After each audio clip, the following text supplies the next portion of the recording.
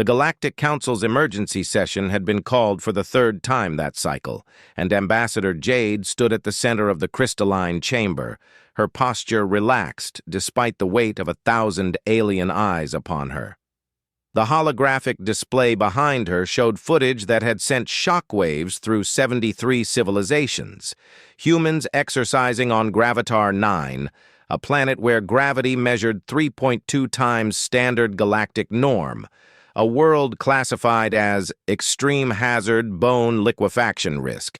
"This is madness," chittered the Velcrosian representative, its translucent wings vibrating with distress. "Your species is committing mass suicide for, what did you call it? Gains?" Jade smiled, that peculiar human expression that so many species found unsettling. "Actually, we're just warming up. Timothy, would you like to explain?"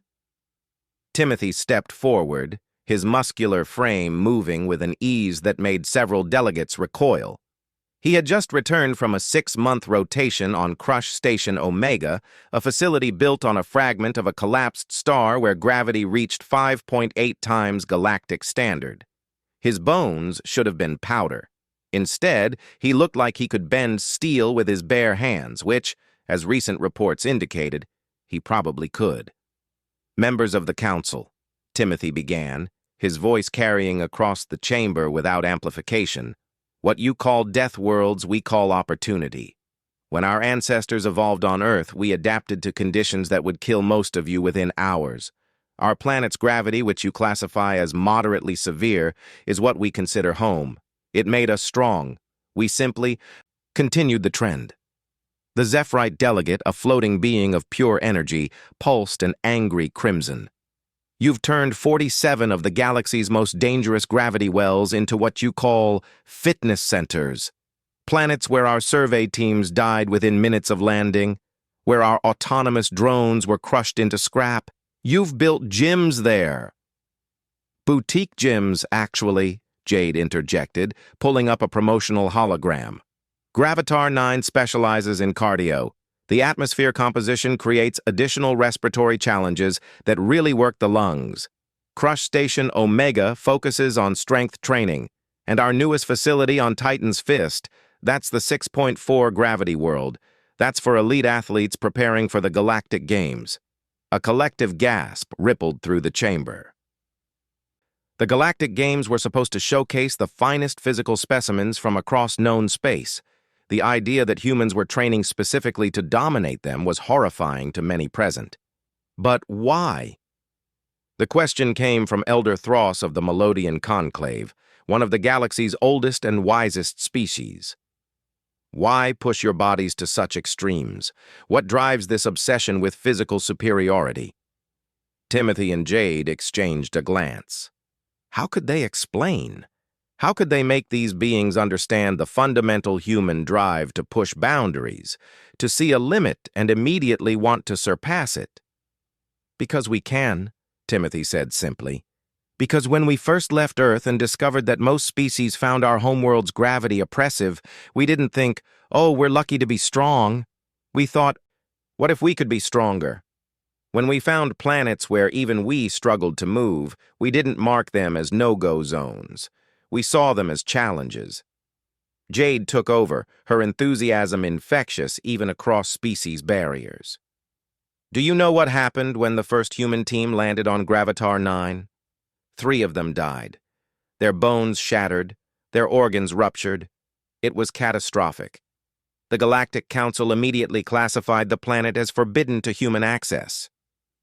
And yet, here we are," the Velcrosian delegate said bitterly, "watching your recruitment videos for vacation packages to that very world." "Because we learned," Jade continued.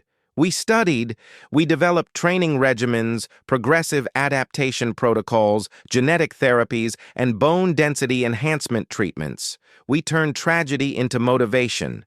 Now, over 2 million humans have safely trained on Gravatar 9. Last cycle, we held a marathon there. A marathon. Timothy ran it in under 4 hours. The chamber erupted in chaos. Running for extended periods in 3.2 gravity wasn't just difficult, it should have been physiologically impossible. The mathematical model said so, the medical science was clear, and yet here stood Timothy, very much alive and looking like he could do it again tomorrow. "What are the long-term effects?" Elder Thross asked, cutting through the noise. "Surely this damages your bodies irreparably." Timothy laughed, and the sound boomed through the chamber like thunder. "Actually, the opposite. Humans who train in high-gravity environments show increased bone density, improved cardiovascular efficiency, enhanced muscle fiber development, and longer lifespans. We're healthier than our ancestors by every measurable metric. The galaxy's death worlds aren't killing us. They're making us stronger." "And it's not just about physical fitness," Jade added, her tone becoming more serious. "It's about what high-gravity training represents. When a human child grows up knowing that they could, if they chose to, train on a world that would crush most other sapient species, it changes how they see challenges. Nothing seems impossible. Every obstacle becomes something to overcome rather than avoid." The Zephyrite delegate dimmed to a worried yellow. "You're creating a species of warriors, super soldiers who could dominate the galaxy by force." "No," Jade said firmly. "We're creating a species that refuses to accept limitations. There's a difference. We're not training to conquer anyone. We're training because it's in our nature to improve, to push boundaries, to see what lies beyond the horizon. The universe said these 78 worlds were unsurvivable. We said, 'Watch us.'" Timothy pulled up another hologram, this one showing construction projects. "We're actually building 30 more facilities. Gravitar 12 at 7.1 times standard is scheduled to open next cycle. We're calling it Olympus. Our projections suggest that within 50 years, humans will be regularly training at gravity levels that currently kill us instantly.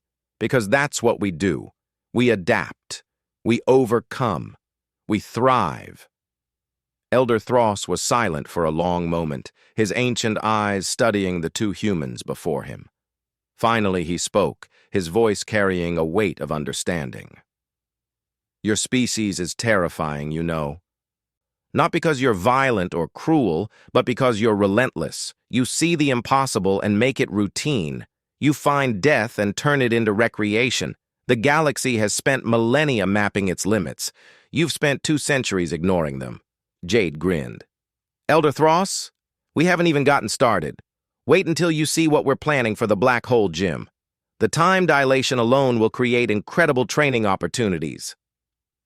As the chamber descended into shocked silence once more, Timothy caught Jade's eye and winked. Somewhere across the galaxy, on 78 worlds that should have been graveyards, humans were lifting weights, running laps, and pushing their bodies to limits that rewrote biological possibility with every rep. The galaxy had identified its death worlds. Humanity had identified its gyms. And the universe would never be the same.